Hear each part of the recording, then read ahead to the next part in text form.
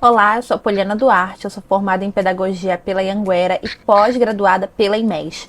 No vídeo de hoje a gente vai entender a diferença entre síndrome, doença, distúrbio e transtorno.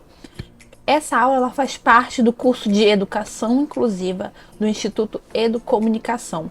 Caso você esteja assistindo pelo YouTube, ainda não tenha assinado o curso e tenha interesse em adquirir esse curso completo, com material, com mais aulas e um certificado, você pode se inscrever diretamente pela plataforma. O link vai estar para vocês na descrição do vídeo. Também, se você está assistindo pelo YouTube, eu vou pedir para que você deixe seu like, seu comentário e se inscreva no canal para que mais conteúdos como esse possam ser produzidos.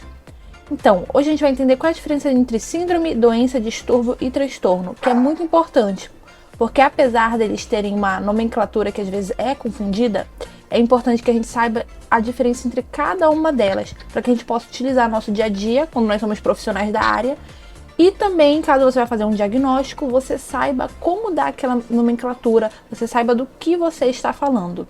Nós vamos começar pela doença. De acordo com a Organização Mundial de Saúde, ela é qualquer ausência de saúde, ou seja, quando a pessoa ela sofre com a ausência da saúde, do normal que nós conhecemos, como por exemplo, ela pode ser acompanhada de um desequilíbrio de uma pessoa em relação ao meio ambiente. Dessa forma, o termo doença ele pode englobar o prejuízo das funções da psique, de um órgão em específico ou do organismo como um todo, o que dá origem a sintomas e sinais características. Ou seja, ela tem que ter uma causa conhecida, como por exemplo uma gripe, a gente sabe que é causado por um vírus, quando a gente tem dengue, a gente sabe qual é a causa da dengue. Então a doença ela tem um sintoma característico, ela tem uma causa que é conhecida e ela também provoca alterações no organismo que podem ser avaliados, diagnosticados, detectados através de exames. Então uma doença ela tem que ter uma causa conhecida, ela vai manifestar sintomas e ela pode ser diagnosticada com exames. E também ela não é só causas internas, mas externas como também internas, como por exemplo diabetes. A gente sabe a causa da diabetes. Diferente já da síndrome. A síndrome ela significa uma reunião de sintomas e sinais que estão associados a mais de uma causa ou a causa alguma. A causa não foi ainda desvendada. Ou seja, diferente do que acontece com a doença, a síndrome ela é inespecífica. Assim, quando uma doença ela tem uma razão conhecida, ela é definida por trás da manifestação clínica. As síndromes elas são quadros que eles podem ter diversas origens. Dessa forma, alguns pacientes diagnosticados com síndromes podem nunca chegar nem a ter um veredito definido sobre a causa dos seus sinais, a causa dos seus sintomas. Um exemplo disso é a síndrome de Down, que embora a gente conheça muito bem como que ela ocorre, que a gente sabe que é uma falha na divisão, no cromossomo 21, a gente conhece como ela ocorre, mas a gente não conhece de fato a causa. Por que acontece essa falha genética? Como que pode ser impedido? A gente não sabe, como é que é o tratamento, a gente não tem como saber. É uma causa indefinida, a gente não conhece. Então esse é o exemplo de síndrome, e aí está a diferença entre doença e a síndrome. Enquanto a doença tem algo muito específico, é uma causa, a síndrome já não é tão específica assim.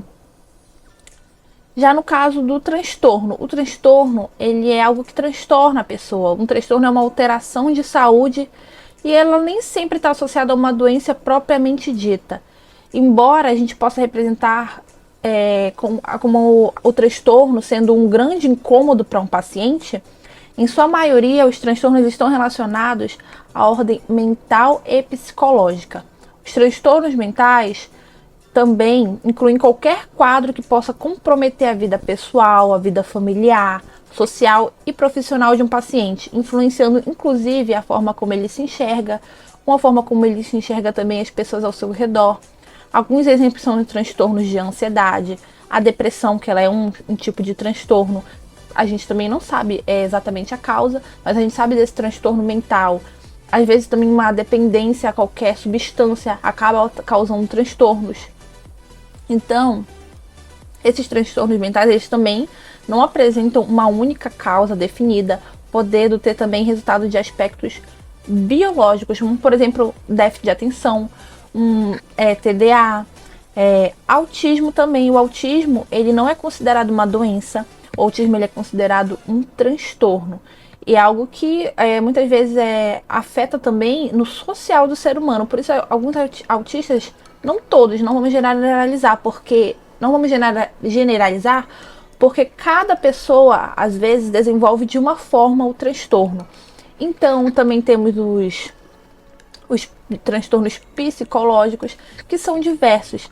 Então, quando se fala em alteração da ordem mental, a gente prefere o termo transtorno, porque o paciente raramente apresenta todos os sintomas e características que caracterizam uma doença. E também uma doença, ela tem cura, ela tem um tratamento específico para tentar fazer com que aquilo suma definitivamente da vida da pessoa. Já no caso do transtorno, em sua grande maioria das vezes existe um tratamento, mas aquele tratamento não necessariamente vai fazer com que aquilo suma da vida do indivíduo. Por exemplo, o autismo. O autismo não é uma doença, não tem cura, mas existe um tratamento que vai melhorar o convívio daquela pessoa em sociedade.